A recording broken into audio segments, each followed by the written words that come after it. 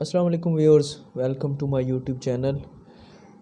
हमने स्टार्ट किए real analysis और आज उसका पहला लेक्चर है। सबसे पहले मैंने मुनासिब समझा कि हम ज़रा फंक्शंस और उसकी टाइप्स को डिस्कस कर लें, उसके बाद जो है फ़र्दर चीज़ें डिस्कस करते जाएंगे। तो सबसे पहले हम फंक्शन की डेफिनेशन देखते हैं। Function from set A into set B is a rule that assigns to each element x in a unique element fx in b। वो कहता है कि फ़ंक्शन हमारे पास एक ऐसा रूल है जो कि सेट ए के हर एलिमेंट को एक unique element f x allot करता है बी में। ठीक है, कहने का क्या मतलब है कि अगर हमारे पास कोई से दो सेट ए और बी हैं और हमने फंक्शन देखना है फ्रॉम ए टू बी, तो क्या होगा कि ए के हर एलिमेंट के लिए हमारे पास बी में भी एक यूनिक आउटपुट होना लाजमी है। इसके लिए मैं मिसाल ले लेता हूँ। ये एक फंक्शन सेट मैंने लिया ए एंड एक यहाँ पे ले लिया बी, सेट बी ले लिया। यहाँ पे लिया ए बी सी 1 2 3। अब क्या होना चाहिए कि ये हमारे पास एक फंक्शन है फ्रॉम ए टू बी। फ़र्ज़ करो ऐसे मैपिंग है A to 1 B to 2 C to 3 से हम क्या लिखेंगे, F of A is equal to 1, F of B is equal to 2, F of C is equal to 3। क्या मतलब है कि हमारे पास यूनिक एलिमेंट होना चाहिए इनपुट के असाइन अगेन जो अगेंस्ट एक हमारे पास यूनिक आउटपुट होना चाहिए। अब इसको हम ज़रा ऐसे देखते हैं कि सपोज़ कि हमारे पास ये कोई सेट है 1 2 3 ए बी सी। ठीक है, ये ए है, ये बी है, फंक्शन है फ्रॉम ए टू बी। अब इसमें हमने ये देखना है कि फ़र्ज़ करें इसकी मैपिंग जो है, ठीक है, क्या है, F of 1 is equal to A, F of 2 is equal to A, F of 3 is equal to C. अगर इस तरह की मैपिंग आ जाती है, यहाँ पे देखना है कि जो हमारे पास सेट ए है वो इनपुट है और जो सेट बी है वो हमारे पास क्या होती है, आउटपुट। या सेट ए को इनपुट समझ लें और उसको अप्लाई करने के बाद ये हमारे पास क्या आ रहे हैं, आउटपुट आ रहे हैं। अब 1 मैप कर रहा है ए को, 2 मैप कर रहा है ए को, 3 मैप कर रहा है सी को। तो यहाँ पे हमने एक चीज़ देखनी है कि एक इनपुट के लिए हमारे पास यूनिक आउटपुट होना चाहिए। तो हमने ये देखा कि 1 के लिए ए है, 2 के लिए भी ये है, यानी कि हमारे पास इनपुट डिफरेंट है, आउटपुट सेम आ रहा है। अब ये हमारे पास क्या है, एक फंक्शन है। अब नॉट फंक्शन की एग्जांपल में हम देखते हैं कि फ़र्ज़ करो अगर ये इस तरह होता कि ये हमारे पास 1 2 3 ये है ए बी सी, ये सेट ए है, ये सेट बी है, ये हमारे पास फंक्शन।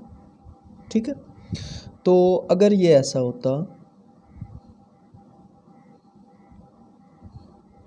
यानी कि F of 1 is equal to A, F of 1 is equal to B, F of 3 is equal to C. अब यहाँ पे देखें कि इनपुट सेम है लेकिन आउटपुट क्या आ रहा है, डिफरेंट आ रहा है। तो ये वाला फंक्शन नहीं है हमारे पास, ये फंक्शन नहीं है। क्यों नहीं है? क्योंकि हमारे पास इनपुट तो सेम है लेकिन आउटपुट डिफरेंट आ रहा है। तो आउटपुट हमारे पास क्या होना चाहिए, यूनिक होना चाहिए। यानी कि ये 1 है ना, इसके लिए जो आउटपुट है वो अगर ए है तो बस फिक्स है, फिर 1 के लिए बी आउटपुट नहीं होना चाहिए। तो फंक्शन में ये चीज़ भी हमने देखनी है कि हमारे पास इनपुट के लिए जो आउटपुट होना चाहिए वो यूनिक होना चाहिए। ठीक है, आउटपुट के लिए इनपुट यूनिक होना लाजमी नहीं है। देख लें, आउटपुट सेम है लेकिन जो हमारे पास इनपुट है वो डिफरेंट है। ये फंक्शन है, इनपुट डिफरेंट हो सकता है, आउटपुट डिफरेंट नहीं हो सकता, आउटपुट को क्या होना चाहिए, यूनिक होना चाहिए। अब इसके बाद जो है इसके बाद एक और चीज़ भी हम देख लेते हैं कि जो पहला सेट होता है या जो इनपुट होता है उसके जितने भी एलिमेंट्स होते हैं उनको हम नाम देते हैं डोमेन का, यानी कि डोमेन ऑफ एफ, डोमेन उस फंक्शन की वो किसके बराबर है, ए बी सी के। ठीक है, ये क्या है, डोमेन है एफ, यानी कि जो भी इनपुट वाला या आपका पहला सेट जो है उसके जितने भी एलिमेंट हैं वो क्या कहलाते हैं, डोमेन कहलाते हैं। और रेंज क्या होती है, रेंज इसमें होती है कि जो दूसरे सेट के जितने भी एलिमेंट्स हैं वो क्या कहलाते हैं, रेंज कहलाते हैं, 1 2 3। ठीक, अब जो कॉरेस्पॉन्डिंग एलिमेंट होते हैं वो हमारे पास रेंज होती है, जो पूरा का पूरा सेट होता है उसे हम को डोमेन का नाम भी देते हैं। यहाँ पे अगर हम इस फंक्शन की बात करते हैं तो इसमें डोमेन जो है वो आपकी है ए बी सी। ठीक है, इसमें रेंज क्या है, रेंज है जो कॉरेस्पॉन्डिंग आपके आंसर आते हैं वो कौन से हैं, ए और सी है, ए और सी है। और जो रेंज को डोमेन है, को डोमेन वो पूरे का पूरा दूसरा सेट होता है और वो क्या होगी, ए बी सी होती। तो इन दोनों में भी आपने फ़र्क याद रखना है कि जो कॉरेस्पॉन्डिंग यानी कि जो मैपिंग में इन्वॉल्व एलिमेंट्स हैं वो रेंज होंगे और जो सारे का सारा दूसरा सेट है वो हमारे पास क्या होगा, को डोमेन होगा। अब स्पेशल टाइप्स देखते हैं फंक्शंस की। तो आपने कई बार पढ़ा है छोटी क्लासेस में भी कि 1 to 1 हमारे पास फंक्शन होता है जिसे हम क्या बोलते हैं, इंजेक्टिव फंक्शन बोलते हैं। तो उसकी क्या डेफिनेशन है, the function is said to be injective if whenever x1 not equal to x2 then f of x1 is not equal to f of x2। यानी कि अगर x1 और x2 बराबर नहीं है, ये दोनों डिफरेंट एंट्रीज हैं, या आप ऐसा कह सकते हैं कि अगर इनपुट डिफरेंट हो तो उनका आउटपुट भी क्या होगा। उसके बाद हमारे पास है सरजेक्टिव ऑन टू फंक्शन।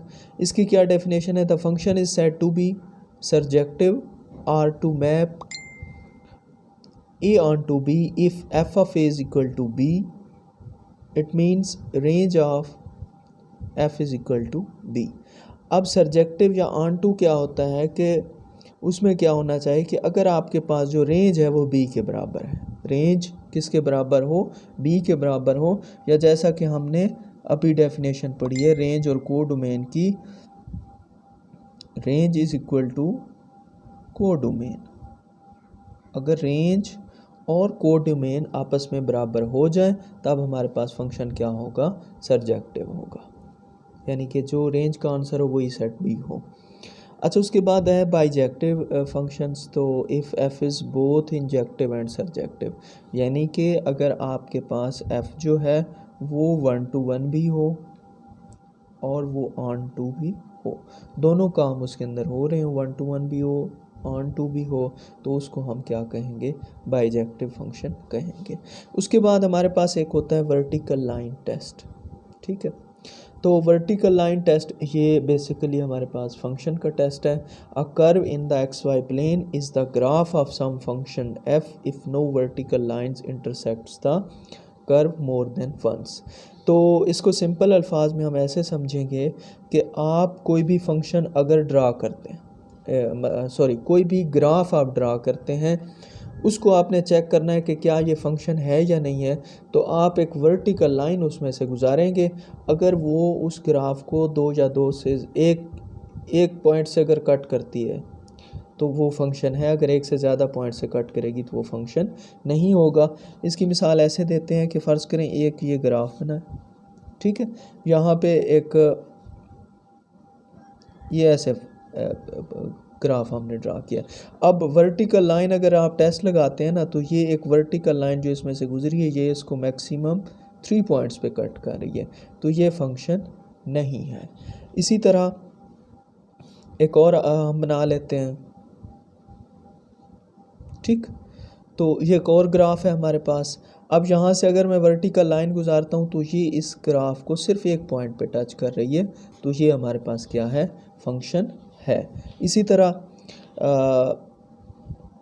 बहुत सारे ग्राफ आप बना सकते हैं, ये एलिप्स टाइप भी बना लें, ठीक है। तो इसको यहाँ से वर्टिकल लाइन को गुजारें तो यहाँ पे क्या है, ये इसको 2 पॉइंट पे टच कर रही है, तो ये हमारे पास फंक्शन नहीं है।